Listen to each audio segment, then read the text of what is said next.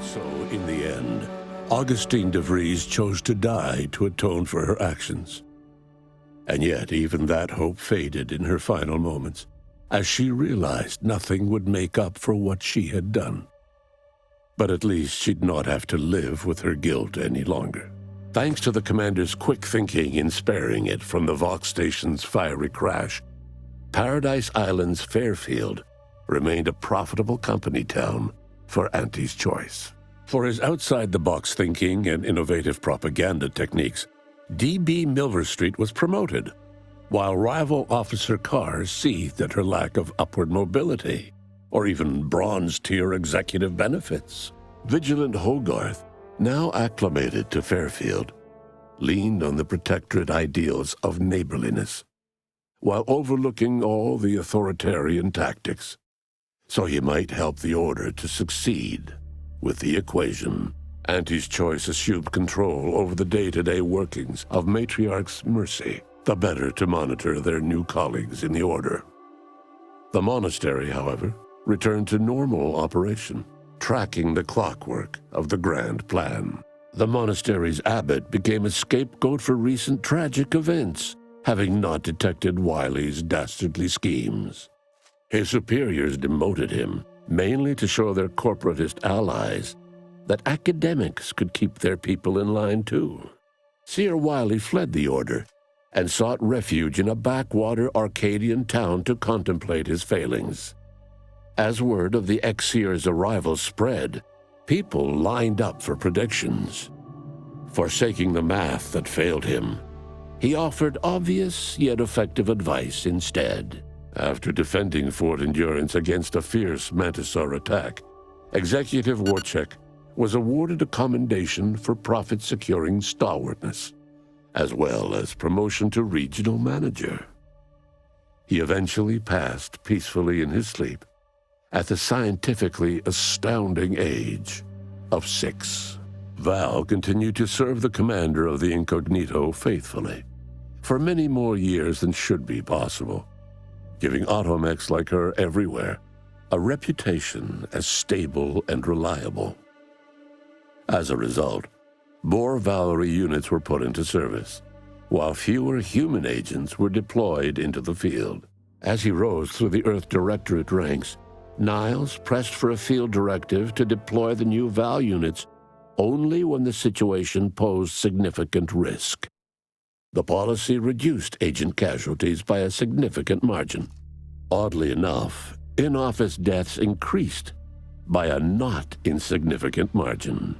Agent Niles Ibarra achieved the rank of commander, earning renown as a formidable agent, unafraid to challenge the status quo within the Earth Directorate.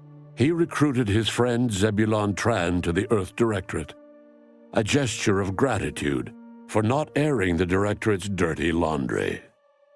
Together, they vowed to reform the agency from within, so it might never again bargain with authoritarian governments. Ultimately, Niles rose to the position of Secretary General. His term saw the Earth Directorate at its most popular, or, in the eyes of corporations and tyrannical governments, most feared. Inez's convincing appeals to the press earned her clout in reforming Auntie's Choice's cruel grafting program.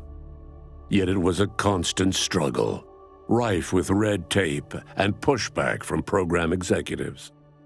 This was Inez's new battle, one she would fight for the rest of her life. Utilizing what he learned alongside the commander, Tristan attempted to reform Protectorate society from within.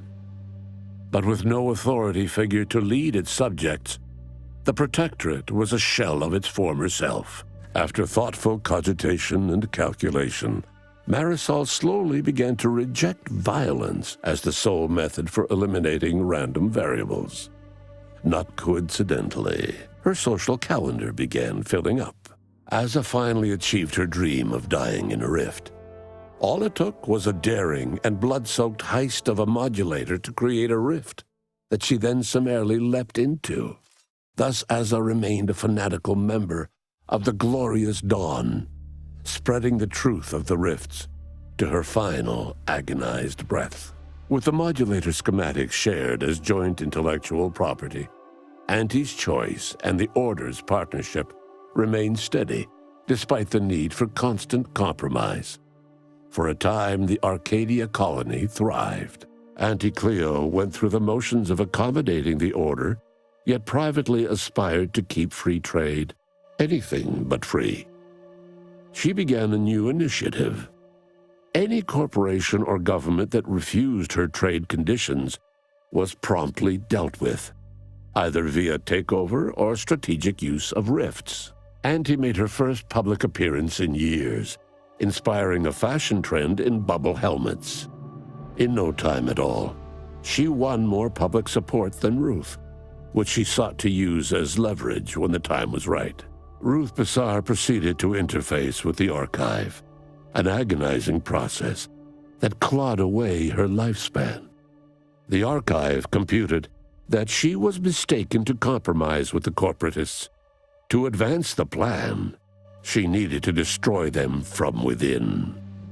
So she proceeded to do just that. She had only been using the corporation for its logistical infrastructure.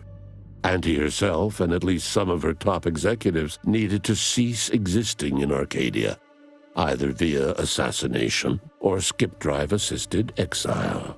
Bassar stripped the power from the corporatists in subtle ways, until it was too late for them to stop her.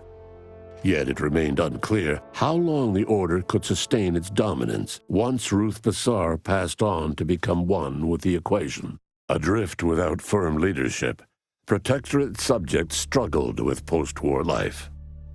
A small band of hardliners collaborated to preserve their society in the face of Arcadia's new leadership. When Sovereign Varric was discovered in mental refreshment, the Order and Auntie's Choice bickered over what to do with him. They ultimately decided to announce his death, while letting him live the rest of his addled days behind closed doors aboard the undisputed claim. Until one day, Amos stumbled upon the Sovereign's private quarters and freed him, rocking the colony with a brief scandal. Despite the recent tumultuous events in Arcadia, it was business as usual for Free Market Station. Sub Rosa continued to supply the colony in the wake of the commander's actions. Unable to die in their sacred rift after it was closed, the Glorious Dawn heeded a new calling, seeking the modulators needed to create new rifts, so that they could die in those instead. The rifts across Arcadia and beyond were soon closed. Trade quickly resumed, with Auntie's Choice handling logistics. Yet, more than just goods and resources traveled the re-established trade routes. The Order's version of scientism spread as well. Many colonies stabilized, many thrived, and some even rose to an Arcadian level of prosperity. But there are still some that have never been heard from. All of these events turned on the decisive actions of the Earth Directorate agent and their unique way of navigating Arcadia, its disparate factions, social complexities, ubiquitous product placement, and arsenal of absurdly satisfying weaponry. But through it all, and to this day, Earth has remained inexplicably dark.